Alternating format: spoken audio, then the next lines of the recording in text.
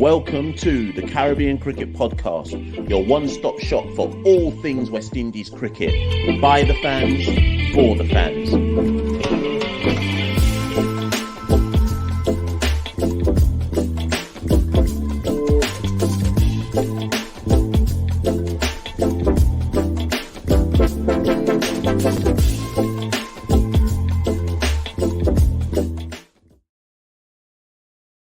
Roach, and I listen to the Caribbean Cricket Podcast. Yes, ladies and gentlemen, welcome to another edition of the Caribbean Cricket Podcast. The Caribbean Cricket Podcast. Apologies about that, people. Or what I should probably call actually the Caribbean Cricket Podcast CG United Super50 preview episodes. We've already done one on the Jamaica Scorpions. And as I promised you people, I said that throughout the tournament and certainly right at the beginning of the tournament, the kind of focus was to look at each team and dedicate an episode to each team in Super 50 and get an expert on from that particular territory to look at the team, look at the strengths, look at the weaknesses, look at the talking points and kind of guide West Indian fans as to who are the players to look out for, what does the expert believe the team can achieve, and so on and so forth. So with this particular episode, we're going to be looking at the Leeward Island Hurricanes. And this is going to be quite interesting. I'm going to introduce my guest in a second with regards to the Leeward Island Hurricanes. But I'm really intrigued to look at Leeward Islands because this is a team that I would say has been on the up in recent times. And I know there's been a pandemic, but we must remember, people, that Leeward Islands finished second in the 4-day competition. Granted, it was only 5 rounds, but the 4-day competition that ended earlier this year. And I think, rightly or wrongly, some people often look at Leeward Islands and Windward Islands and assume they're naturally going to be weaker than a Barbados, Jamaica, Trinidad, Guyana, etc. But I actually have the Leeward Islands down as one of the dark horses in this particular competition, and I think the strength of their side has improved quite significantly in the last few years. But the guest that I'm bringing on today, in order to kind of process this and look at it and look at it in more detail, ultimately, I'm delighted to invite on today Vernon Springer. I think most people know who Vernon Springer is. If you listen to radio from the Caribbean, you must know. Surely you must know who Vernon Springer is. If you're part of the Caribbean diaspora, West Indian diaspora that lives somewhere else in the world, and you've ever watched a YouTube stream on Cricket West Indies, I reckon you've probably heard Vernon's voice at some point in time as well. But Vernon, broadcaster, journalist, CEO of VASports, former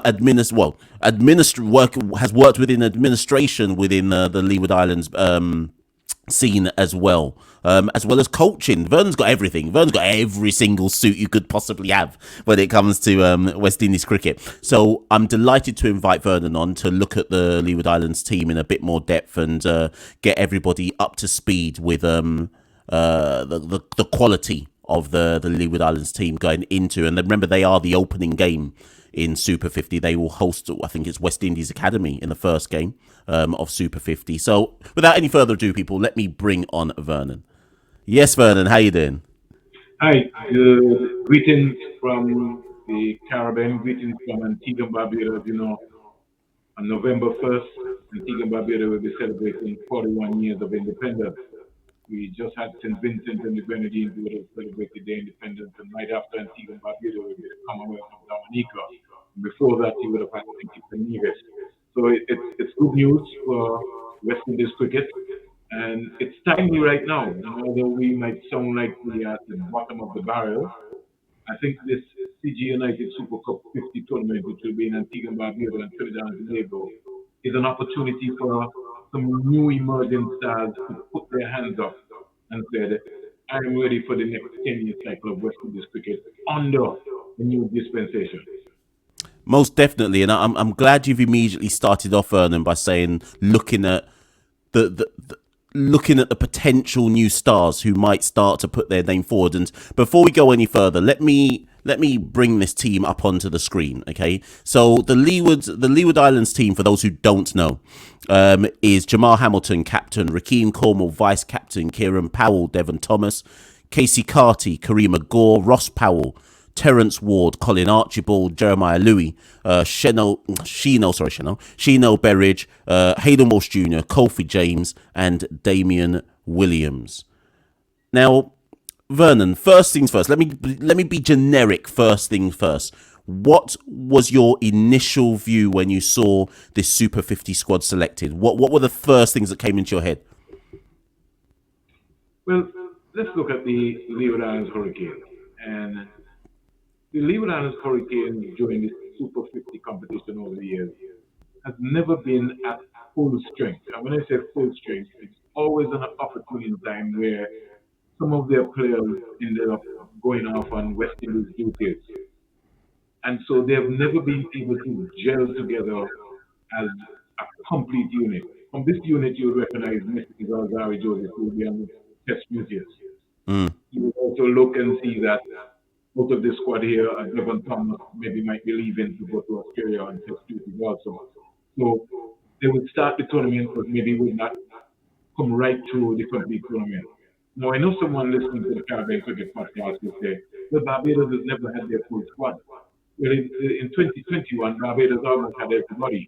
The Leeward Islands were missing key players. They have Jamal, they have Zari Joseph, they have Rakim Cornwall. They only came back in for the latter part of the game there. So by the time we do get our full squad, we're forced to be reckoned with. But that is just history behind us right now. Over the years, we would have had Kyron Powell, who would have picked in our first team, 2014, 2017, 2018. As you know, Kyron Powell is one of the seasoned campaign players for West Indies and for the Leeward Islands. We've also gone on to Devon Thomas, 2015, 2018, 2021. And Jama Hamilton is currently the present captain who would have took us to the final more or less and placed second in the 4-day competition. He's the captain for this year, and he's the captain in 2021, shared with Devon Thomas.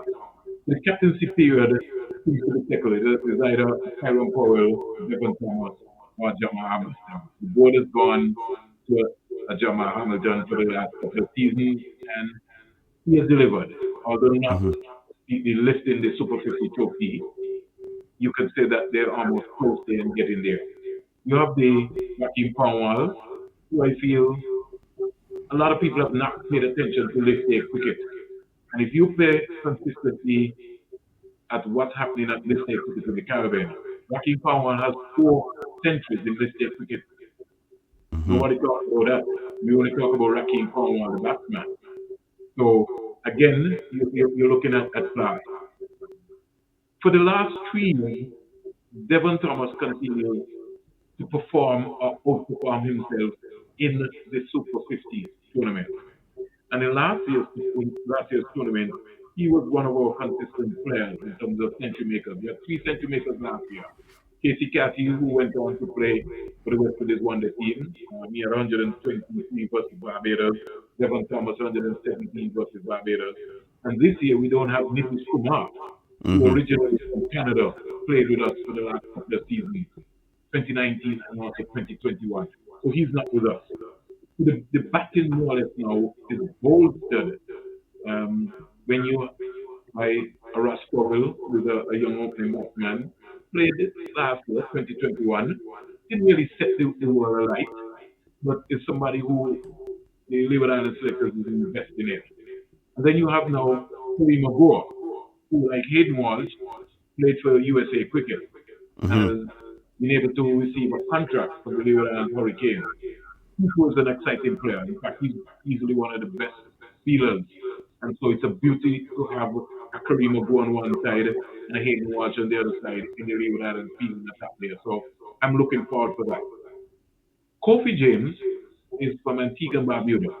And this is his style of cricket, white ball cricket. He was very dominant in the cool and smooth T20 tournament for PIT about the Black Hawk. Had a very, very, very good season there. And he played some 4-day cricket, didn't get off. But I think if he's given enough opportunity at the top of the order, I think he can be dangerous, Kofi James. What can I say about Jamal Hamilton? Jamal Hamilton is easily the best wicketkeeper in the Caribbean at all I'll levels. agree. I agree with you. Yep. He's the best wicketkeeper. His glove work is superb. What the selectors are having a challenge with is he's not consistent with his batting. And I said to you, Marshall, he's good enough to play as a batsman in either the white ball or the test team. But I don't know if he knows that, and I don't know how hungry he is. Last evening, I had a conversation with him, and I said, Mama, for somebody who plays at the high level, I just find that you get out goal too often. And so you really need to buckle down and really put a price to your wicket. And I know he's an exciting player. Like I know Jama is somebody who wants to entertain the crowd. But sometimes when you look at your age, you have to start looking around and understand your responsibilities and realize that, hey, there's still room for him to get into the West Indies team. The reason why Jama is not in the test team is because he's not making any runs. If Jama wasn't been making runs, Joshua De Silva would have been the opening batsman for the West Indies team. And Jamal Hamilton would have been the wicketkeeper batsman for the test team. Because he's quite capable of that. He's not being consistent enough. So this is a prime opportunity for him. Well, the Leeward Islands are rounder. Jeremiah Lewis. I rate him highly. I think he's been unfortunate not to have worn West Indian senior team colours, but he's got an opportunity into the A team. So that's a good look in. Colin Archibald is an emerging young player with great potential. He's a lovely all-around. He scored his first class 100 in the last season there. Left-handed fast bowler, natural athlete. It's somebody that you're looking for. And then you have Hayden Ward Jr., who, when we look around at the stats in world cricket, he's become like a seesaw. And I don't think that West Indian captains, even including Kyron Pollard and Nicholas Purran, have shown the confidence in Hayden Ward Jr. You know about cricket matches. These spinners are going to go for a lot. But in going for a lot, they're going to be 5 for 40, 5 for 55. How can you leave somebody who can save 20 runs in the Caribbean? How can you leave somebody like a Hayden Ward and a Fabian Allen in Jamaica and just take some ordinary players to Australia for T20 World Cup? Even if Hayden Ward does not get wicket, he's going to save 20 runs, 25 runs in the field, and he's going to take a catch that maybe another fielder will not take. So when you pick inside, you have to look at people and you have to pick players who will suit your cause in terms of your investment. Damian Williams in terms of the fast bowling area, Sheena Berridge, somebody who's been a servant to the Leeward Islands cricket. 2019, he would have picked up 23 wickets. He was on the verge of a conversation, so he's been there. This is, I would say, a last opportunity for him really to make a statement. But I think it's going to be very tough with the young guns really on his throat. You have people like Jeremiah Lowy and Colin Archibald. And based on the makeup of the captain and Tegan Barbuda, I could see Coach Stuart Williams, the head coach, and the manager, assistant coach, William Paul Cornwall, going more for a spin concept. And so the spin concept would be a Terence Ward, a Kareem Agor, a Kofi James, a Hayden Walsh, and a Raheem Cornwall. And Marshall, I'm not giving out any tips here, so I don't want anybody to feel like I have inside source information. It's just based on what I have seen in terms of the preparation this year in cricket for the trial games and the two practice games. If you look at that, Cornwall, Hayden Walsh, Terence Ward, Kareem Agor, Kofi James. That's 50 overs in spin. If you want Jeremiah Lowy and Colin Archibald, you have options. They can give you, like with the new ball, they can nick off a couple of people who you realize the team is qualified for 4. And they would have maybe bowled 10 overs between them. By the time the spin comes on at those tracks at the Richard Stadium and at the relayed Coolidge Cricket Ground, I think the Leeward on paper, notice what I say because I want people to understand that. On paper, a very balanced attack. And I expect them to get to the semi-final. I didn't tell you that I expect them to win. But based on the quality on paper, I expect them to get to the semi-final. In 2021, Kyron Powell did not fire. Yeah. Here is an opportunity for him. If he fires, the Leeward Islands can go all the way and win the championship. Listen, see, people already, this is why we needed to get Vernon on the show. Vernon, you've already given me, and by proxy everyone who's listening, a thorough breakdown of each player in essence. But I'm going to unpick some of the things that you said, because I had some questions written down, and you've hinted, if not already spoken about some of them, but I want to go a bit deeper with some of them. So I'm going to pick out some individuals. Let me start with Jeremiah Louis and Colin Archibald, actually. Let me start there.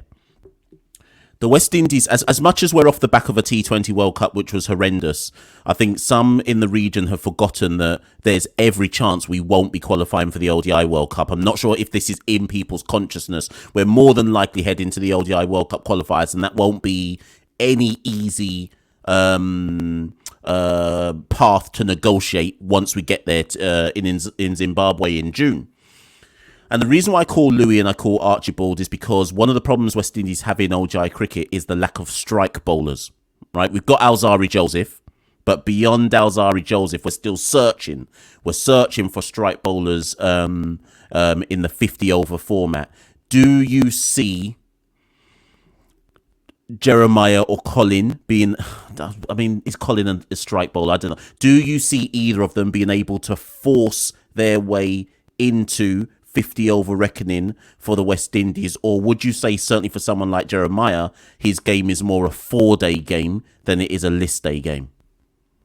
Let's start with Jeremiah Louis. And let's look at the last 4-day championship.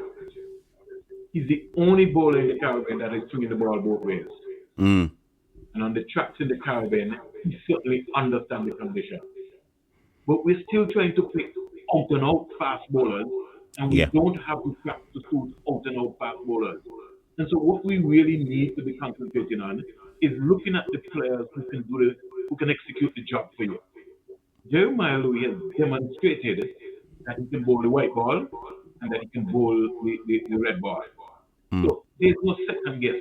He's also demonstrated that he's quite a capable batsman, because he's shown for the Leeward Islands in the lower part of the order that he understands batting. Archibald is an emerging player who has come through in leaps and bounds. And because of his athletic ability, he has also transformed himself and has put his hand up as a left-hand seamer to say, well, listen, if you're thinking about Obed McCoy, you're thinking about Sheldon Potterwell, you're thinking about whoever else as a left-hand seamer, I'm in the conversation also. Why am I in the conversation?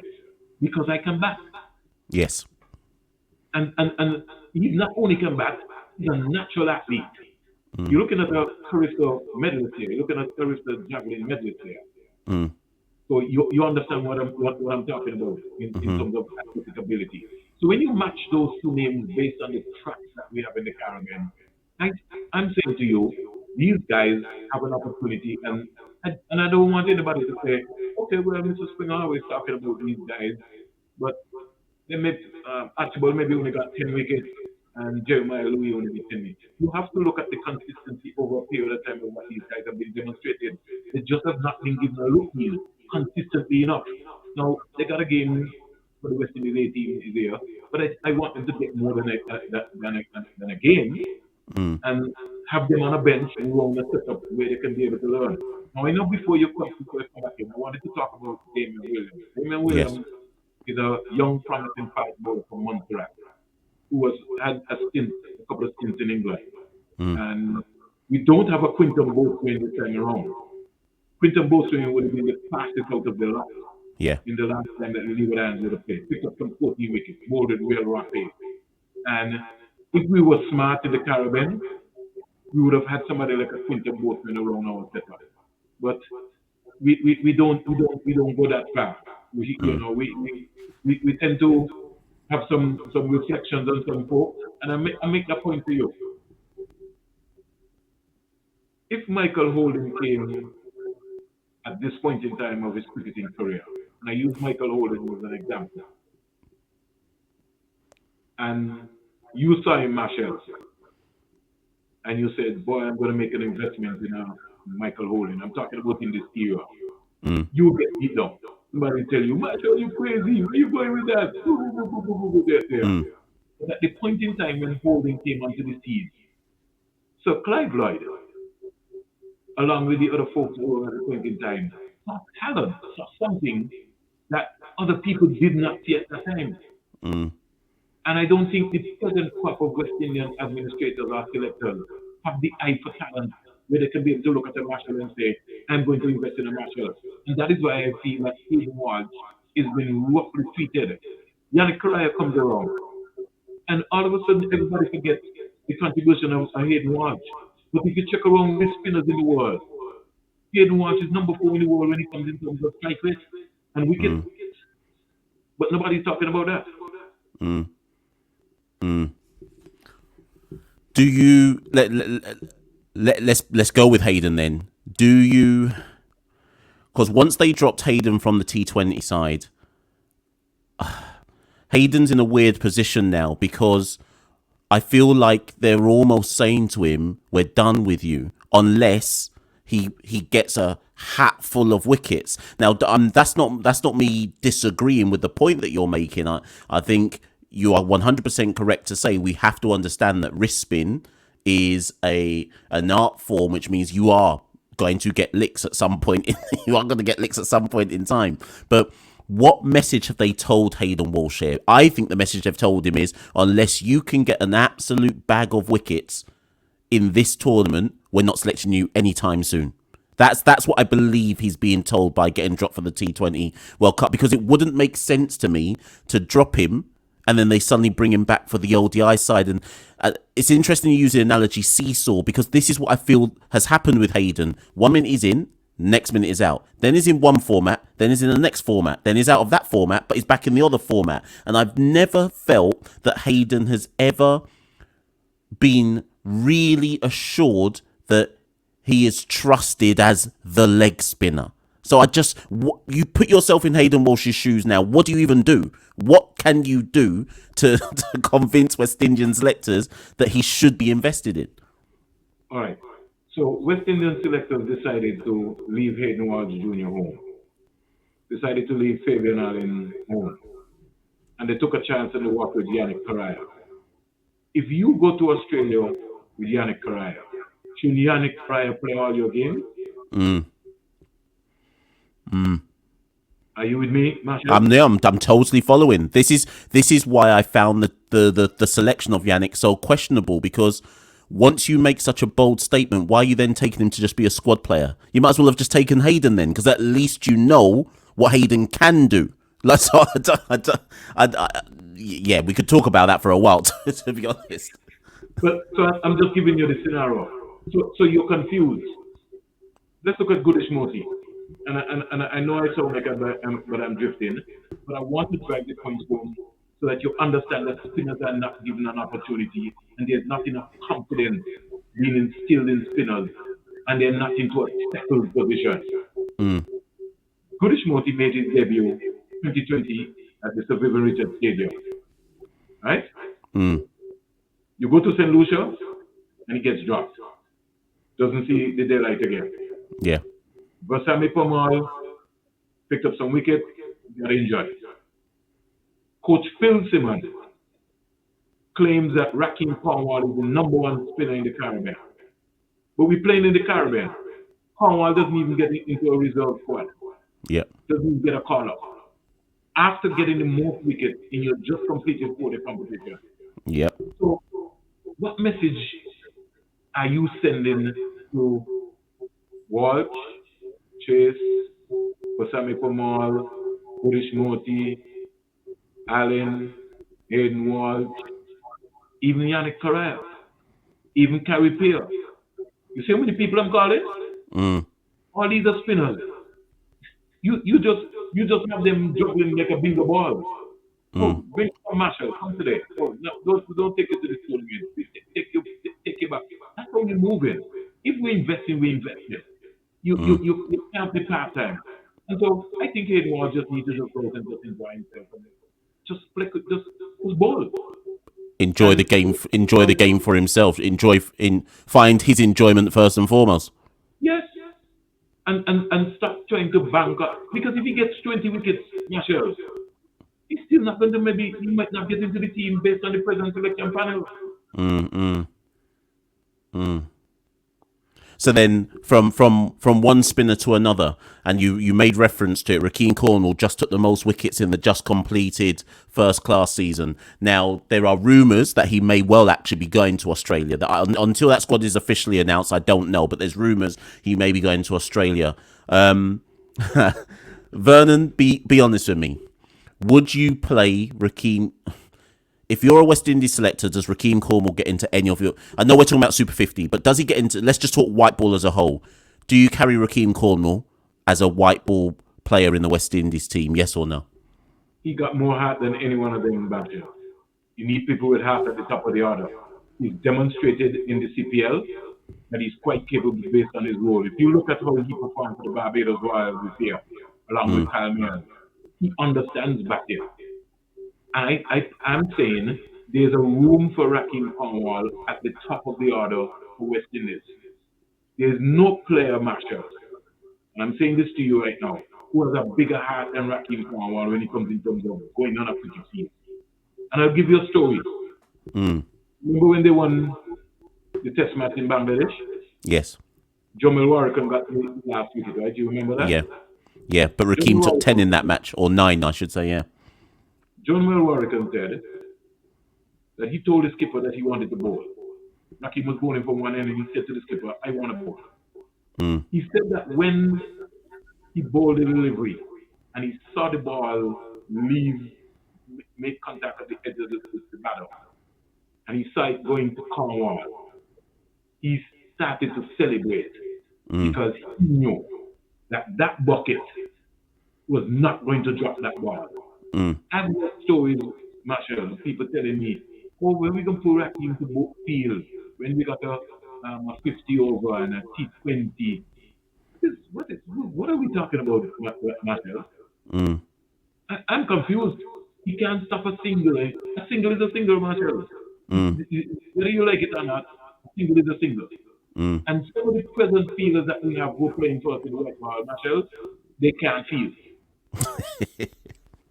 They cannot field. I hear you. So that's a definitive. You're saying if Rakeem Cornwall performs, how many of them can field, Marshall? You were looking at them. You looked at the game. You see how poor we look? Yes. I hear you. So then, ultimately, I guess this is what I'm saying. I was one of the people with a few others who said before the T20 squad was selected, surely if we're going based off metrics of performance, Rakeem has to come into the conversation. So he didn't, but now I'm saying the following. If Rakeem Cornwall, although he might be going to Australia, if he performed in Super 50, I believe he has to come into the conversation. I just feel that when you have the all-round skill that Rakeem has, how do you not include him? I don't fully understand. And as I guess as you've alluded to, Rakeem just got the most wickets in the 4-day championship, and I worry sometimes about what we tell our players if we don't select them based off like you've performed in the domestic competition, and if that's our metric for being good and then you still don't get selected, then what is the point of the domestic?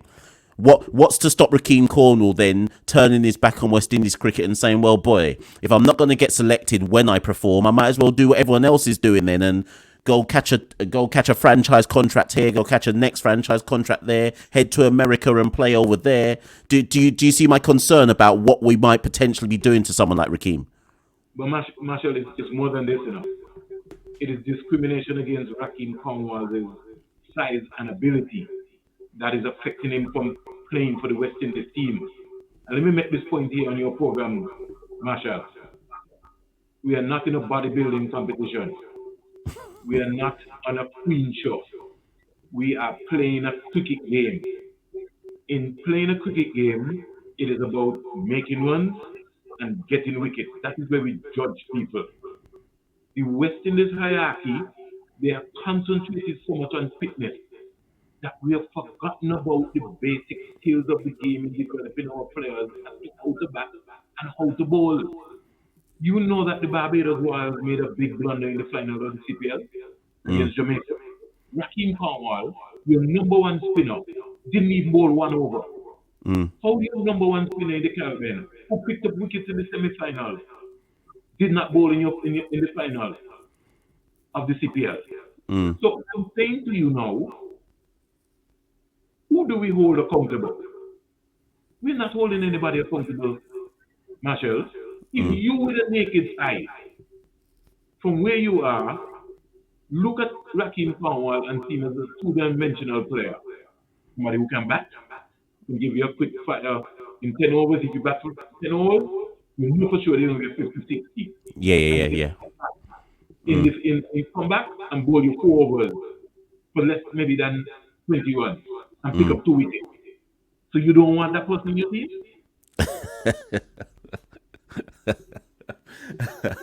Listen, and by the way, people, Vernon and I, before I press record, Vernon will be coming back to have a wider discussion about West Indies cricket. So if you're sitting there going, boy, this needs to be a longer episode, Vernon will be coming back and we're going to have a wider conversation. But Vernon, let me wrap this particular episode up with just a few more questions then. Casey Carty is somebody who did make his debut for West Indies in the last year.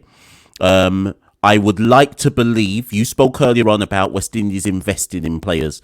I would love to believe they are going to commit to investing in Casey. I know he struggled. What was the last series? Was it Bangladesh's last series? I know he struggled a bit in the last one that he played, and there are question marks over Casey's strike rate and whether you'd argue, has he got the strike rate capabilities for the top tier of the international game? But he's young, he's making his way. I guess I've already answered the question I'm going to ask you, but would the hope be, irrespective of what Casey produces in this tournament, would you hope that West Indies have made a commitment to investing in Casey going forward? Now, obviously, we know his history, under 19 World Cup and so on and so forth. I met Casey when he played in the Netherlands. This is a guy who has a clear head on his shoulders and wants to succeed. Am I asking too much, Vernon, to hope that West Indies are just going to invest in him and give him his chance to develop? You see, investment comes 2 ways, Marshall. Mm. And I say that because if you're investing in somebody, you have to make them comfortable.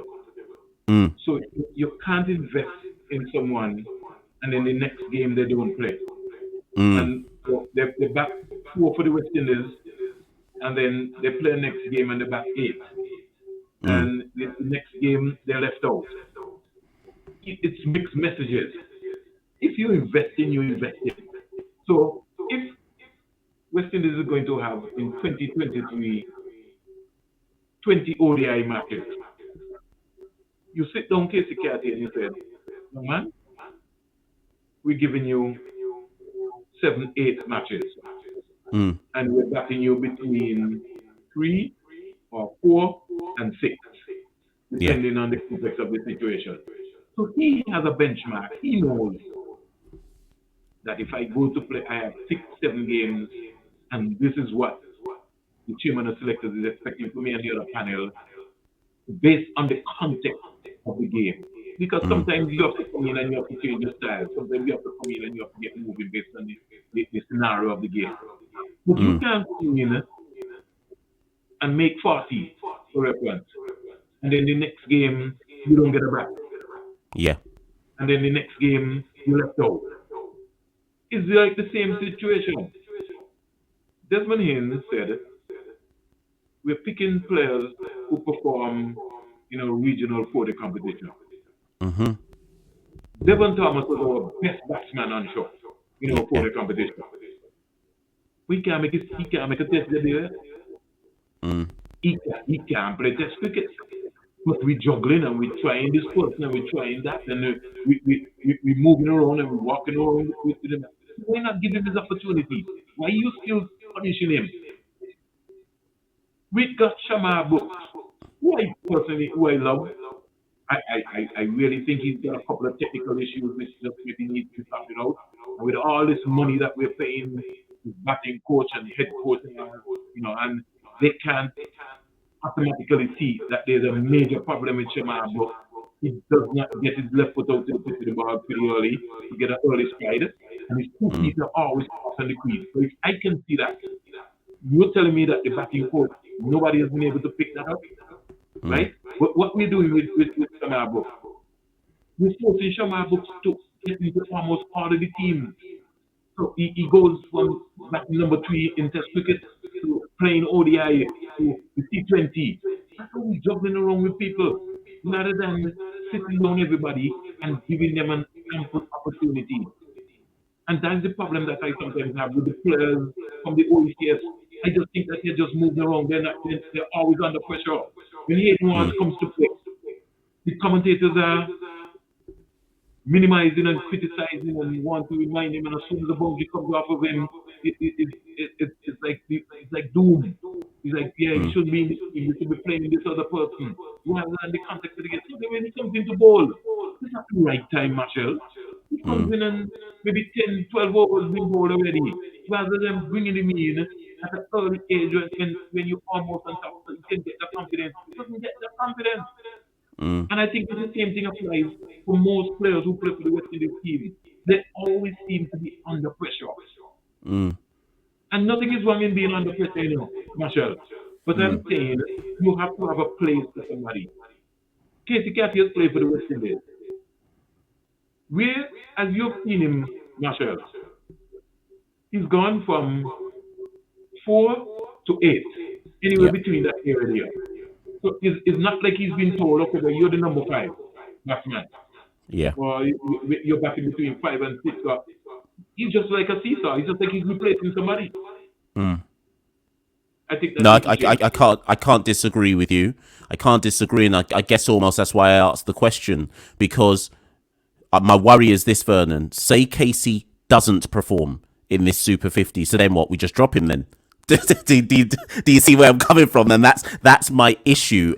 There are certain, and some people might disagree with what I'm saying here, but once you've called Casey up and you've started to invest in him, there is nothing to be gained by dropping him after this Super 50. I get that he must be expected to perform, but I guess, Vernon, I worry that Casey's now under pressure to perform in Super 50 just to be able to make the ODI squad again, to then not even be certain of playing again. Do you see what I mean? So there's issues that I've got about how we invest in our players and what we tell them. And like, did anybody speak to Casey Carty before Super 50 and say, you know what, Casey? As long as you just get a few scores here and there, don't worry yourself. We're going to be calling you up for the next ODI series. Do you see what I mean? We could easily be in a situation where Casey gets a drop after Super 50 and he doesn't even know what he's done wrong to justify holding a drop when he didn't do anything wrong when he was playing for West Indies. So I don't know. I don't know. And let me say this to you, Marshall. Ever since I've been around Leeward Islands cricket, starting way back, maybe 1988, in St. Kitts to the Leeward Islands senior team with Richard as captain, is one message that I've always heard from Forgive, Hesketh Benjamin, Hugo, Danny Livingston, Elcomida Willett. So every time you walk into a Leeward Islands senior team dressing room, the message you hear is that, listen here, guys, when you get an opportunity to go on bat or bowl, you have to do triple times over what the man from Barbados, Jamaica, Guyana, Trinidad and Tobago. We're told that all the time. That's almost like a recitation that you hear.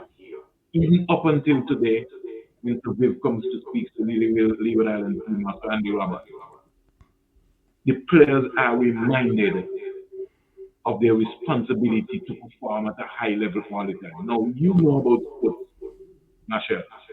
It's that simple. It's not that easy all the time. But there's something about life that you have to understand.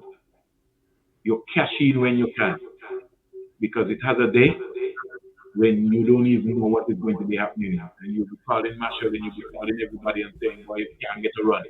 So when you get a chance, you cash in Yeah. and you make a statement.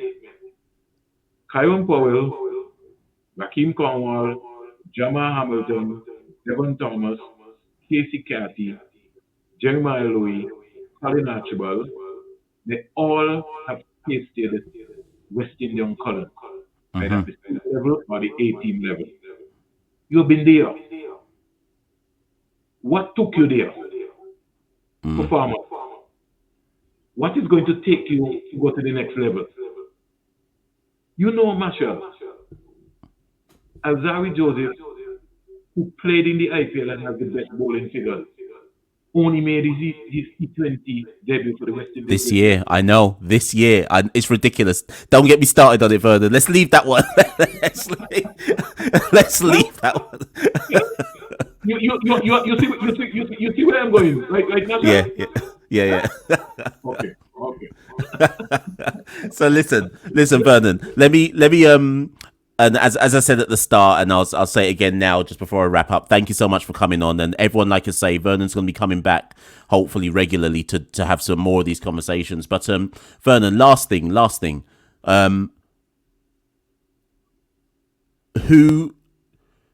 which two players or one are you looking for from this squad to really make a statement? And I want you to think of that in terms of ODI selection for the West Indies. Who are the players where you look at the squad and you go, you know what I want? I define it how you want it. It's either you want to see them do well, or you believe that they can really turn heads and force themselves into the West Indies ODI setup. Who are you looking for from this squad? Kyron Powell has to fire for the Leeward Islands. If Kyron Powell fires for the Leeward Islands in this tournament and gets over 500 runs, he walks right back into the West Indies conversation. I don't know if the West Indies is ready for Kyron Powell yet. And I say that quietly. And I know you're going to be asking me where I'm going with this discussion. No, I hear you. Before 2019, Kyron Powell was the West Indies 18 captain. Kyron Powell was being touted as one of the potential captains, even when the conversation with Jason Holder was captain in the West Indies team. What has gone wrong? Is it that bad that he's not in the conversation at the West Indies A-team level?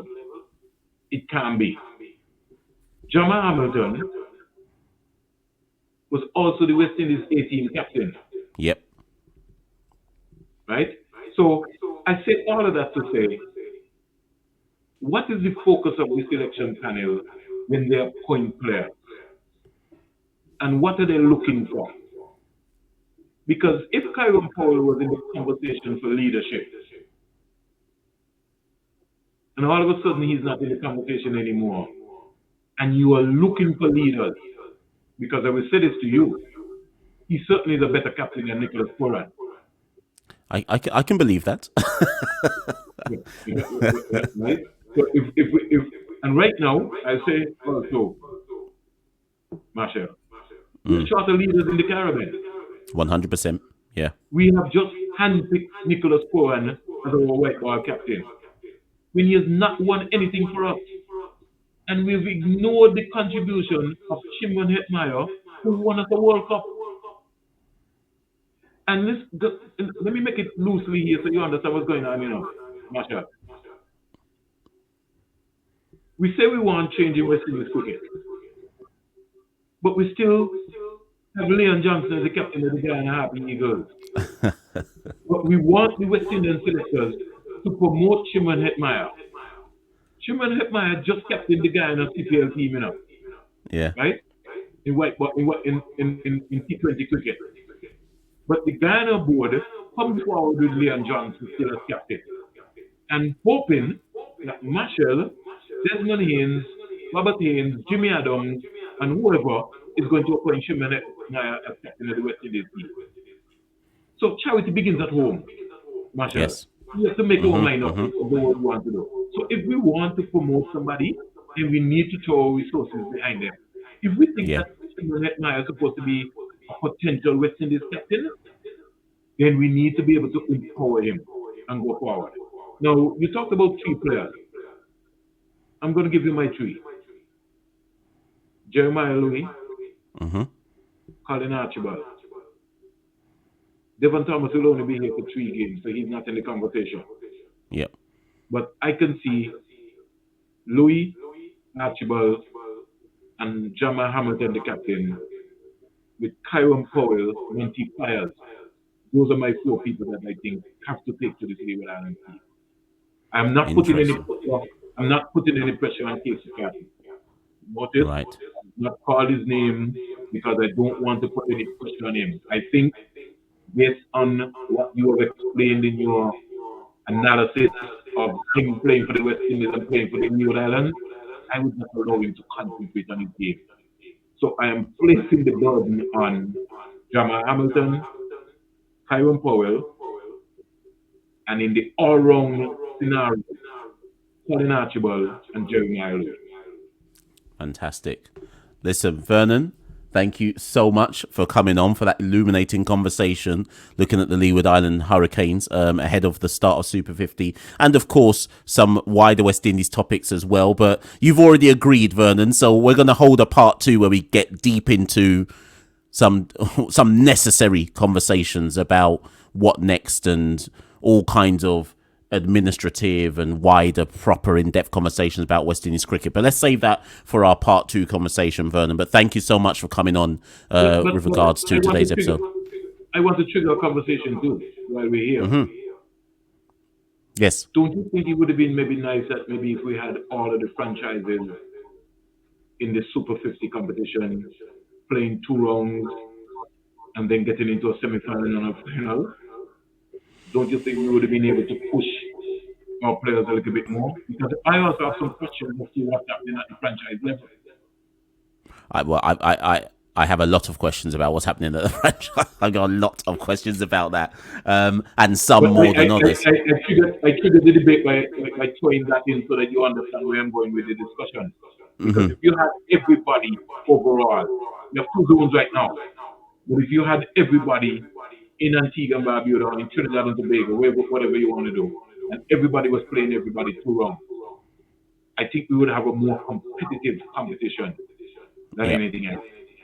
But I mean, like I say, we probably don't have time for it now, but this is one of my wider issues with West Indies cricket as a whole. We just don't play enough cricket. We don't play enough cricket. And I sometimes feel that with the limited amount of cricket that we ask the players to play, in which too many underperform, and then they then come to international levels, and of course they're not going to then perform at an international level. So there are a lot of questions. But they're not going to perform, Marshall, because we seriously also have to start to address what is happening with the amount of injuries that our players are having, both men and women. Is that system working? Why are our players not staying on the path? Are we concentrating on just a yo-yo test? Are our fast bowlers running enough to have miles on their legs so that when they go into international competitions like Australia and South Africa and Bangladesh and Pakistan, that they can be able to deal with the conditions that are there? These are conversations, and these are affecting our performances of our players. The amount of injuries that our players are having. Are the players honest with themselves? Can our coaching pool in the Caribbean take our players to the next level? I'll leave you with that. Oh, listen, and you left me with that, and I'll leave you with this then. Do some of our franchises select players knowing that they aren't taking care of themselves properly, but they select them anyway because winning's all that matters? And so I don't know if you get where I'm going from, Vernon, that we're selecting them not to necessarily help them develop. We're selecting them for like a short term. We want to win this tournament right now, and that's all that matters. And your actual long-term development package isn't that important right now. So it's kind of similar to the point you made about Hetmeyer. If you're supposed to be invested in Hetmeyer, he's supposed to be captaining your side, and like it's just things like that. But anyways, let me not listen, Vernon. We can talk about this the next time. No, but let's have a proper conversation. Because let's look at the West Indies emerging players, the academy players. And I've got some time for some of the players there. There's a Teddy Bishop. I think he's gonna be a lovely player. I think Akeem O'Geese is easily also going to be an interesting player.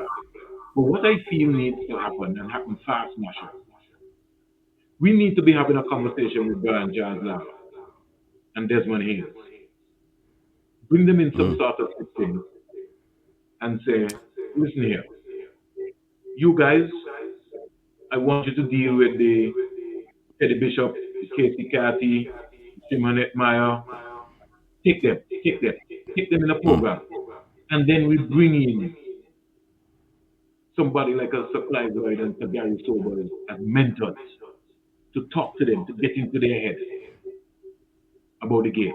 If we don't plan to go down that road, both for batting and bowling, fielding as well, everything. We fail in the purpose. We have talent in our match. We have talent. But what we need to do is to find the personnel who can be able to unearth the talent and get into the minds of these players.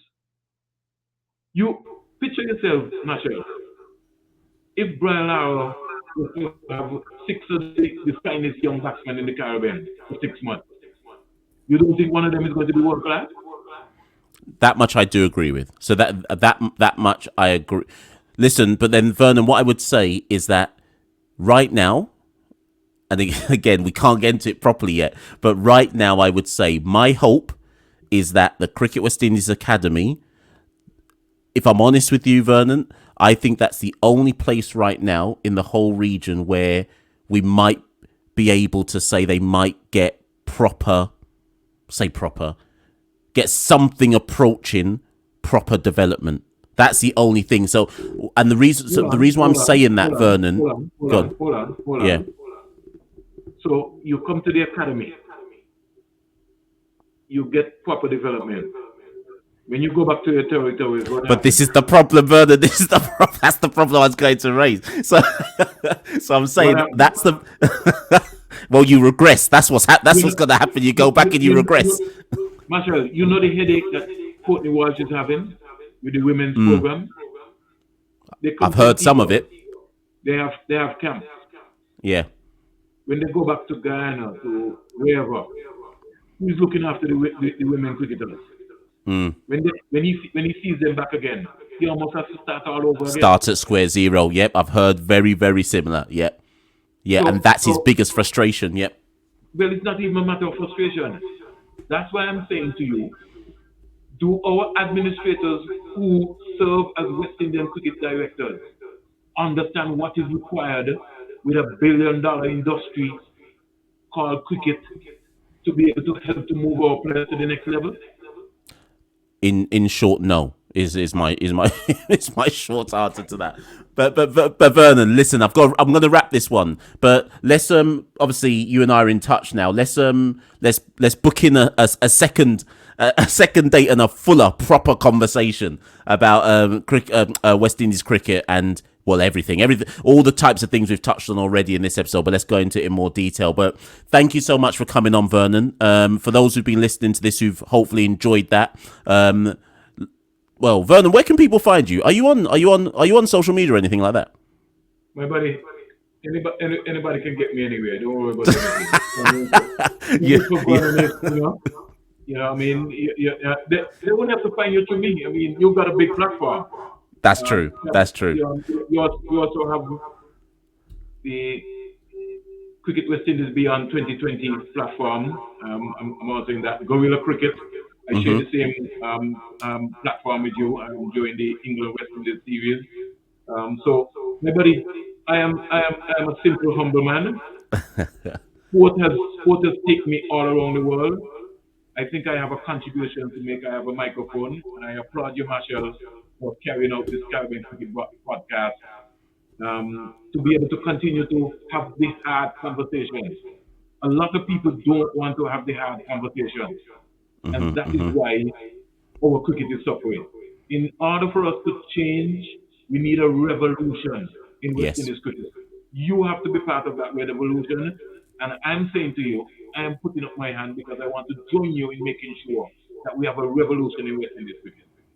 Well, people, you heard it there first. Vernon and I are the first ones. We're going over the top to start this revolution, people. But everyone, do stay tuned. If you want to speak more to Vernon, just get in touch with me and I'll put you in the right direction. But thank you, Vernon. Like I say, thank you for all who've been listening to this one. We've got some more episodes coming up as well. I think Barbados is the next team we're going to be looking at. Remember, everyone, that the CG United Super 50 starts. Well, if you're listening to this today, it starts tomorrow. Leeward Islands versus Cricket West Indies Academy. All the games in Antigua are televised. The games in Trinidad will be on the Cricket West Indies YouTube channel. So you can get access to all games. No excuses for anybody saying you can't find where to watch the games and this, that and the other. So do pay attention and remember that West Indies ODI cricket is in actually greater dire straits than our T20 cricket. So this tournament is actually really important in terms of understanding who are the players prepared to put their hands up going forward for West Indies selection. But thank you once again, Vernon, and for everybody who listened to that, thank you and good night. We rule the cricket world. Now the rule seems coming. Welcome to the Caribbean Cricket Podcast, your one-stop shop for all things West Indies cricket. By the fans, for the fans.